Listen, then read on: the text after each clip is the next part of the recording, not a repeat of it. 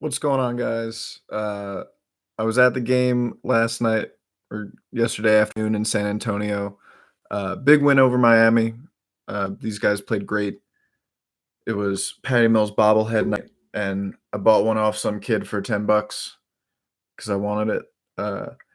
And they're on eBay now for 50, so stonks going up. Always good to see. But Patty was instrumental in that win. He not only did he shoot well, he hit like 4 or 5 threes, but he had one offensive rebound. It was just, a perfect Patty sequence where he was completely out of the play. Uh, LaMarcus Aldridge kept the ball alive. It went out to the corner, and he just sprinted it down, beat Myers Leonard to it, and threw it off of him, and the crowd just starts Patty, Patty, and it was a cool moment for sure on his bobblehead day, especially with everything that's going on in Australia, um, on Indigenous Peoples Day for the Spurs. That was a really cool moment, and they they really took momentum from that. Um, Evan Klosky at Ken's Five has it's like the Klosky trifecta. If these three things happen in a Spurs game, chances are they're going to win. LaMarcus Aldridge gets 20 points. That's a good sign. Patty Mills hits two or more threes. That's a good sign. DeMar DeRozan gets six or more assists. If all three of those things happen, pretty much guaranteed Spurs win. And that's what happened yesterday. Let's talk about DeMar DeRozan and LaMarcus Aldridge because they have been instrumental to the turnaround that we have seen from this team. They're 7-6 in their last 13 games. What happened 13 games ago? LaMarcus Aldridge decided to start shooting threes.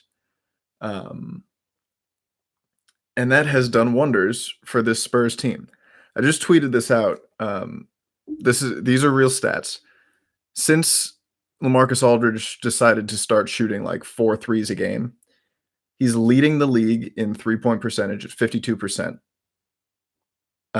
He's averaging 20.7 rebounds a game. That's pretty good. Him taking a figurative and literal step back in the offense and allowing DeMar DeRozan to control the ball with space has led to DeMar DeRozan putting up arguably the best 13-game stretch of his career. 20-plus points on 50% or better shooting with 3 or more assists in 13 straight games. Here's the list of players who have done that. DeMar DeRozan, Wilt Chamberlain. That's it. He passed Jordan and Bird and some other people who were tied at 12. He averaged 27 points and I think 7 assists or 6 assists on 62% shooting from the floor. So you have one guy who's leading the league in three-point percentage. You have another guy who has been scoring the ball and facilitating so consistently well that nobody other than Wilt Chamberlain has done it for as many games. Is this sustainable? Maybe not to this extent, but it's working for a reason, and the reason is because it makes good basketball sense. Papa Shot LaMarcus Aldridge is the best version of himself. Point guard DeMar DeRozan is the best version of himself. And you put the two together, and lately it's been really, really cool. These guys, when they're playing like this, they raise the ceiling of this Spurs team. I put up tape from yesterday's game with DeMar and LaMarcus, and just watch the two of them play together.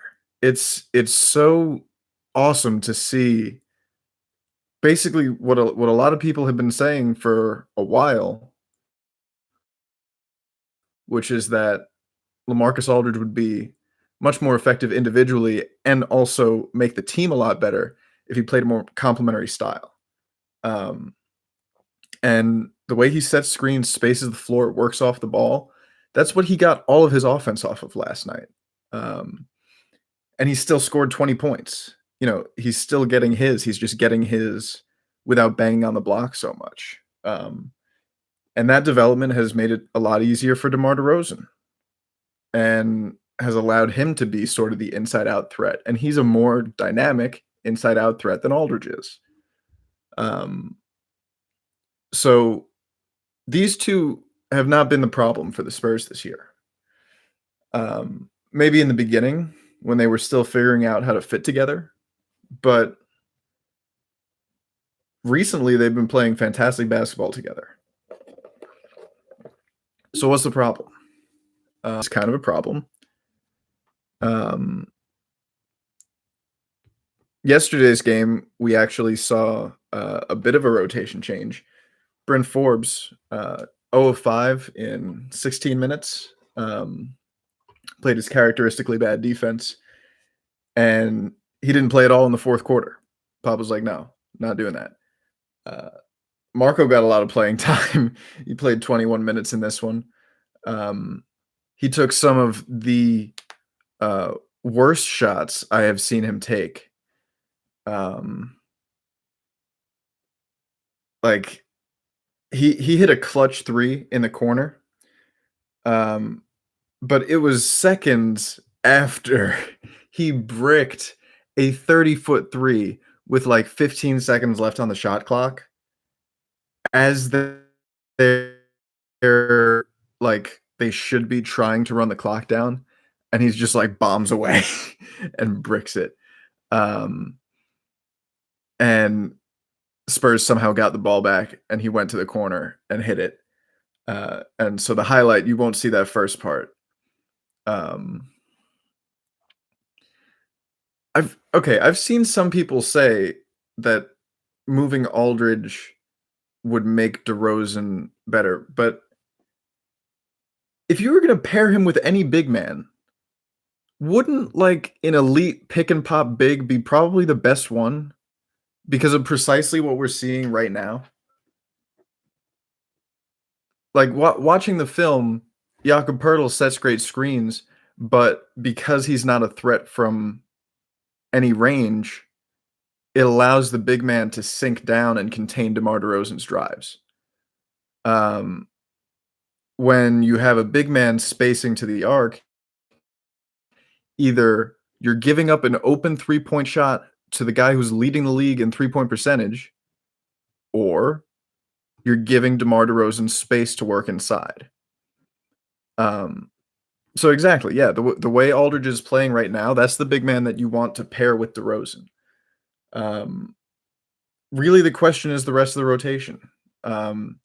And last night we saw Pop go away from Bryn Forbes. But like Pop should go away from Bryn Forbes regardless of how he's shooting the basketball, because he is an extremely limited defensive player and a pretty limited offensive player. I mean, he's just in there to shoot. And I was watching the tape last night, and the way he was spacing the floor or not spacing the floor on plays when DeMar was trying to drive to the hoop kind of forced DeMar to pull up for some tough jump shots that he missed. DeMar's shot selection yesterday was not great. So that streak of 13 games ended yesterday because he dipped just below 50%. But the thing with Bryn Forbes is, of course, he's not one of the Spurs' 5 best players. Everybody knows this. There's a smart argument to be made that if you don't have to put your 5 best players in the game in the starting lineup at once. You want a good rotation, and sometimes that means playing more limited players in the starting lineup so that there's good chemistry throughout the entire 48 minutes. I get that. The thing is, Bryn Forbes' defense makes him it makes it kind of impossible for him to be a starter in this league.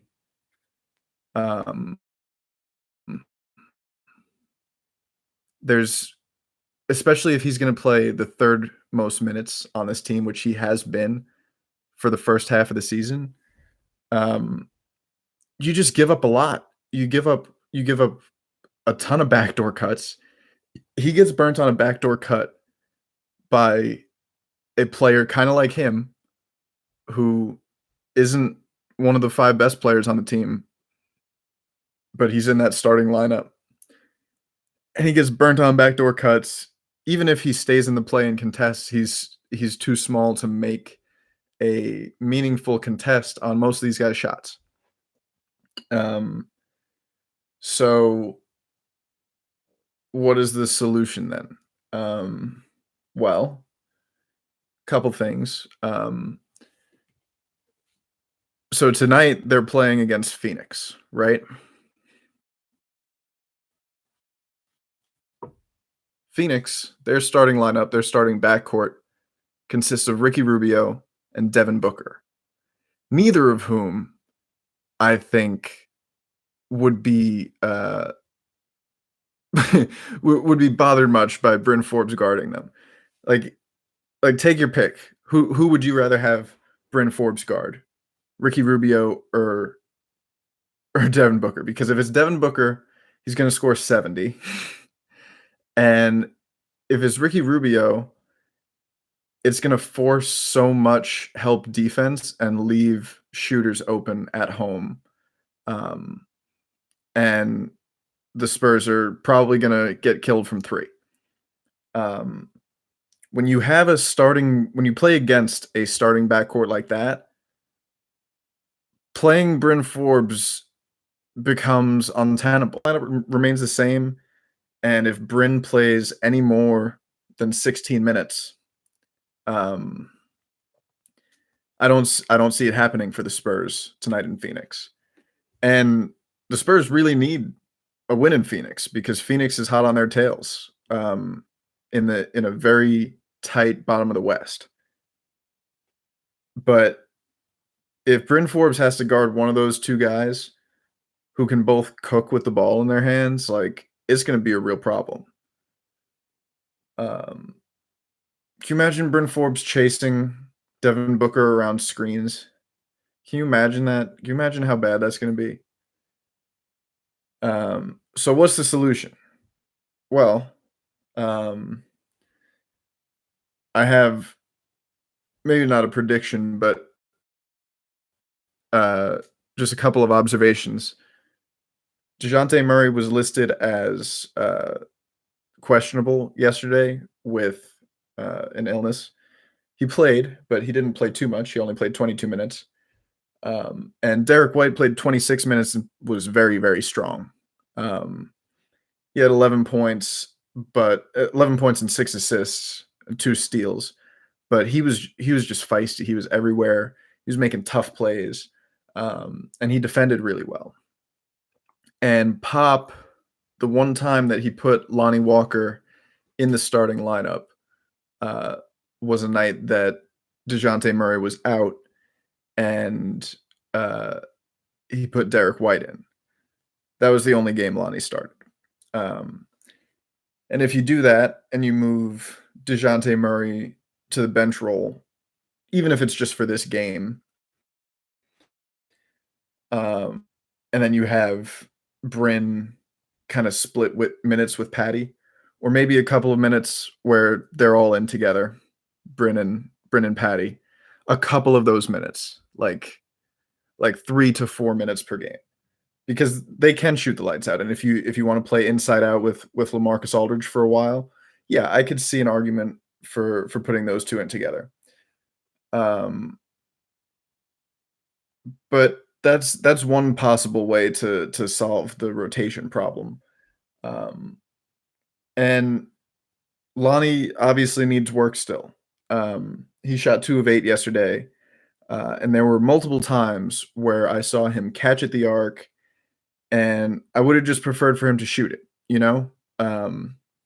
He's incredibly dangerous attacking the rim, and that's definitely what he's best at and most comfortable doing. But if he's wide open, he needs to shoot it.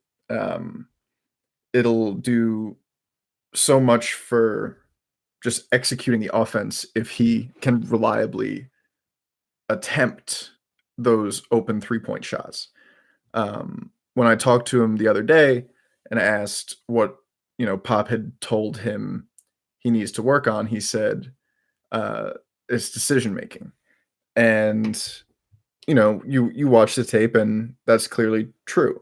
He has his best games when he makes good decisions, uh, and his worst games are when he forces it inside and doesn't get calls and goes to the ground. Um, I think the thing that's frustrating a lot of Spurs fans about that aspect of it is the guys around him make worse mistakes more regularly and have far less potential. Um, you know, like I've seen Bryn Forbes get burnt on 3 backdoor cuts before Pop was like, "All right, get him out of there." Um, you know, the like Lonnie's shot selection still needs work, but so does Marco's. Um, and I understand that Pop's goal with the short leash is to train him and make him better and develop him. Um, but that's not the only way to develop somebody. Um, and in this situation, I'm not even sure it's the best way or a good way. Um, I very much enjoy uh, watching these guys when they get extended run, even if he gets a few mistakes, even if he makes a few mistakes, you know, he'll realize what he did, be like, "My bad." And if you leave him in, he'll be more, conscious of that on the next possession and the possessions for the rest of it. So, I I don't really believe that, uh, short leashing Lonnie Walker and to a certain extent DeJounte Murray, Derek White, um, that I don't know that that's the best way to develop them. Um, it's certainly not the best way to win basketball games when you're playing guys like Bryn and like Marco heavy minutes, and you're leaving some of your better defenders on the bench. And then you're complaining about the defense. I mean, you know, that's just that's just kind of what we've seen from the Spurs so far. Um, I think as the season goes on, we're seeing it kind of move in the right direction. We're seeing a little bit more of that, um, but it's still taking a while to get there. Um, so, all right, what else? What else should we talk about here? Damari Carroll, yeah. Um, he has not suited up in the past 2 games for the Spurs. He has not played in over half of the Spurs games this year. Um, Spurs signed him to a 3-year, $21 million contract or traded for that contract. Um, and it's one of the big mysteries of the Spurs season, really, why he hasn't gotten any playing time. Um, and it's not even like he's not even getting a shot to get in the games. So it's weird. It's weird to watch because um, Pounding the Rock had a good story on this. Um, you know, Pop doesn't usually bring in guys, veterans, and pay them to not play them.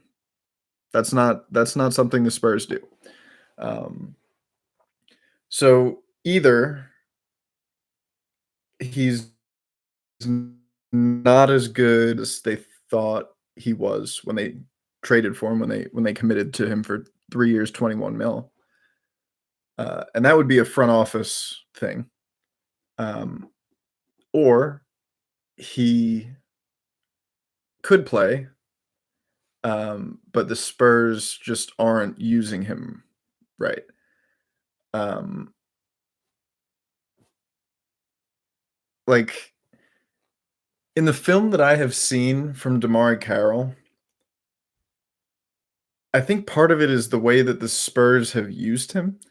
Um, because coming into the season, I was like, I thought there was a chance that Damari Carroll would be their starting like power forward. We saw Trey Lyles take that role, but um, going into the season, I was like, he's a complimentary piece. He doesn't need the ball in his hand. He plays wing defense. He spaces the floor. Um, and theoretically, it made a lot of sense. And in my head, I didn't think that he would be running any pick and rolls the entire season. He would just catch and make a quick decision in the flow of the offense. Um, but I've seen a lot of him isolating and running pick and roll, and that's not what he's best at. Um, and he hasn't had any real time to develop chemistry with these guys. Um, he looks a little slow. He looks, you know, he hasn't looked great when he's been out there. Um, but it's still kind of a wonder that he hasn't gotten much playing time at all, given how the Spurs as a whole have been playing. Um, I think just based on how things have gone, he's probably the most likely Spur to get traded. Um, like there, some team somewhere will take a chance on him. Um, it's if the Spurs make a move, it'll probably be for DeMar Carroll. And maybe okay. Uh, if we're gonna talk trades here, maybe they're looking to move a guy like Bryn Forbes or Marco Bellinelli. Um, if you attach a contract like Damari Carroll, you can get a pretty decent player in return. Um, you know, even if there's no team that wants Damari Carroll, if there's a team that wants outside shooting and you attach Damari Carroll's contract to make the money work, then you can do like some chess versus checkers stuff. Like you might be able to get a return on that. Um, so we'll see how it goes. Um, in my personal opinion, as the trade deadline approaches, the likelihood of moving away from DeMar and LaMarcus gets smaller because they've played so well. Um, and I think the most likely players that they would move would be Damari Carroll, Bryn Forbes, or Marco Bellinelli. Just because the shooter who doesn't play defense role is kind of overcrowded for the Spurs. Every team needs one or two of those guys, uh, but no rotation can have more than two of those guys. Um,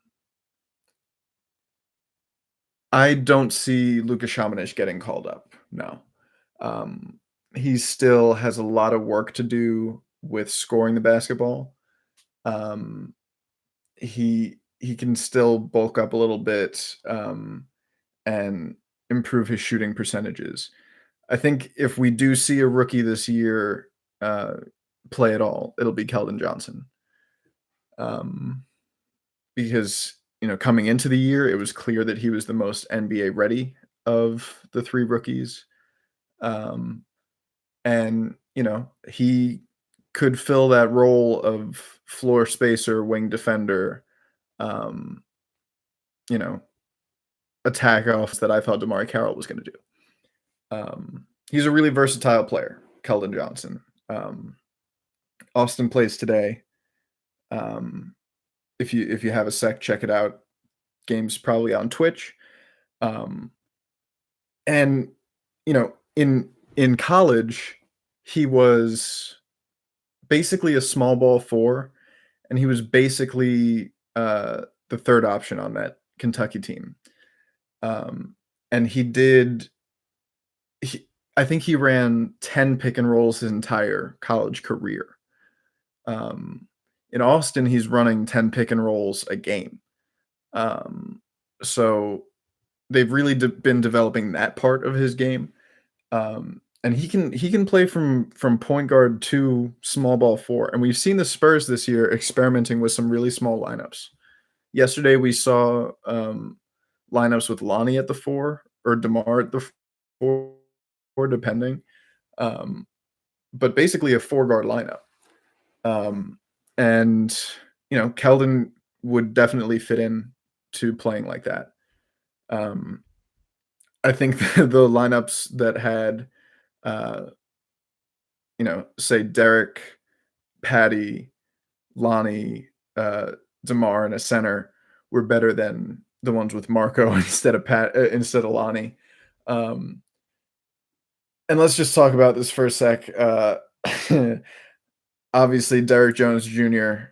Uh, murdered Jakob Pertl to death, but it was absolutely Marco's fault. And even more than Marco's fault, it was Pop's fault for putting him in to guard the guy who famously kills people on dunks. Like, oh, let me get the guy who famously doesn't box out and put him against maybe the most dangerous putback man sport. Uh, uh, mm. Credit to Marco though. Down the stretch in this game, he executed. He actually played some decent defense down the stretch of this game, which was a shock to me. But I mean, he had to play good defense because the Heat, because Eric Spoelstra saw Marco in the game and he was like, "All right, guy who Marco is guarding, set a screen for Jimmy, get a switch, Jimmy, go to work." And miraculously, the Spurs were able to hang on. Yeah, no, it was weird. It was weird. It was more. I think it was more just that they didn't attack him well. Because I've never seen anybody. I've never seen Marco stop somebody who was actually trying to get past him. I've only seen guys miss jump shots that they settled for while Marco Bellinelli is guarding them. So I don't know how well he actually played on defense. I've gotta study that tape a little bit more. Um, and yeah, let's talk about Becky Hammon at the end. Thank you, Drew. Becky Hammon at the end of this game, there was a drive, pretty sure by Jimmy Butler. Yeah, it was Jimmy Butler. He drove. DeMar fouled him up top before he picked up the ball, and he tried to lay it up the glass. It went off the glass first. Derek White goaltended it off the backboard, and they counted the basket. The Spurs challenged that it was a goaltend, or they just challenged the play, trying to, you know, overturn the goaltend because you save that one challenge until late in the game. But Pop wasn't going to do it initially. Pop was just arguing the call, and Becky was like, challenge it. And he was like, nah, nah, nah. And she was like, no, dude, like challenge it, like challenge. And he challenged it, and the goaltend was a good call, but there was a foul up top before he gathered, so the shot never happened. So score went from 105-102 to 105-100, and they got the ball back out of bounds. That was a huge play, huge moment for the Spurs late in this game, and they were able to hang on and win it. So Becky Hammon is a really good, really qualified, really smart coach. Obviously a groundbreaker as the first female assistant in the league, but there's no tokenism. She's incredibly qualified and incredibly smart. And you can tell just based on her reactions to some of these things that we react to, she feels the same way. Like, when Bryn gets burnt on a backdoor cut, she's, like, up off the bench, like, ready to smack him. Uh, um, so, uh, yeah, she's smart, and I'm sure she's been in Pop's ear with some of this stuff. Um, and, you know, hopefully he listens to her a little more. Um, this has been a really up and down Spurs season, more downs than ups. They beat teams like the Heat, they lose to teams like the Hawks.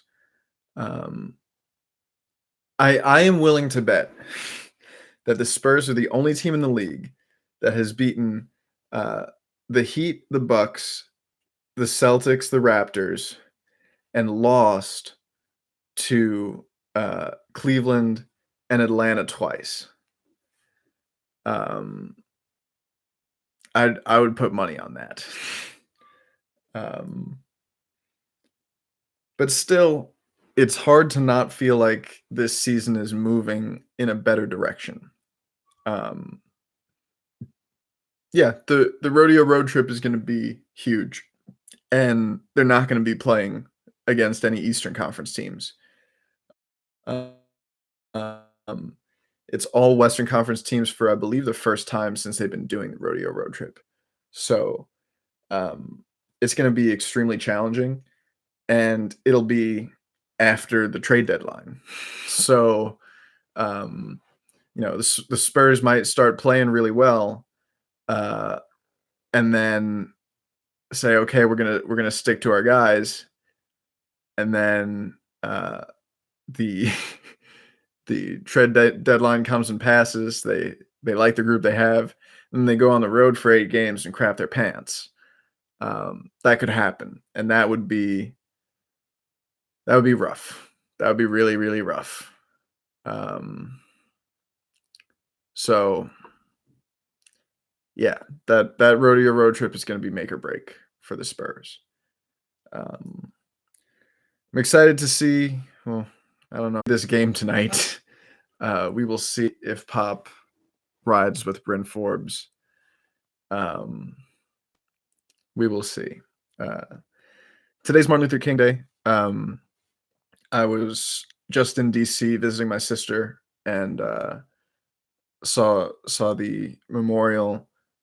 Strangely, didn't see any excerpts from letter from Birmingham jail, which is one of my favorites from him. Um, didn't learn about it in school. I'm pretty sure most of you guys didn't either.